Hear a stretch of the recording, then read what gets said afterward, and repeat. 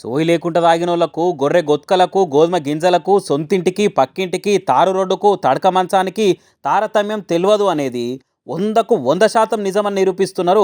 ఇగో ఈ ఇద్దరు తాగుబోతన్నలు బిర్ర తాగినాక మట్టి ఏదో మంచం మీద తెలియకుండా రోడ్డు పక్కకున్న పిచ్చి చెట్లల్లో ఎట్లా ఇల్లెలకల వనడో చూడుర్రి. చెత్త చెట్లు కంకర్రాళ్ళు ఈపుకు మెత్తగా తాకుతున్నాయి కావచ్చు.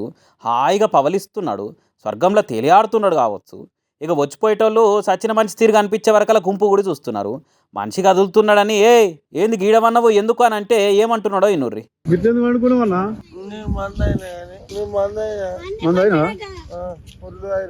ఇన్నమనుకుంటావు అయ్యా?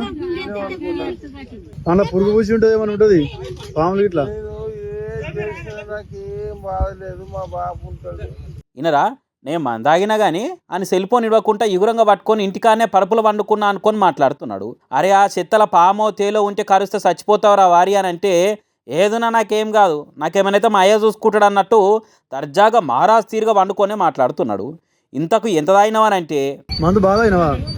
మందు బాగా ఎంత తాగినవు?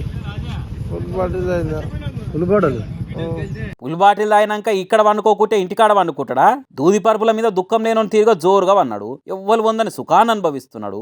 ఇక ఇక్కడ ముచ్చటిట్టుంటే ఓ గీడ చూడుర్రి. నాకెవర్రా ఎదురొచ్చేది, దమ్ముంటే నా మీద నుంచి పోనీర్రా బండ్లు కార్లు బస్సులు అన్నట్టు కాళ్ళు నిర్రదని నడి రోడ్డు మీద నిల్చున్నాడు.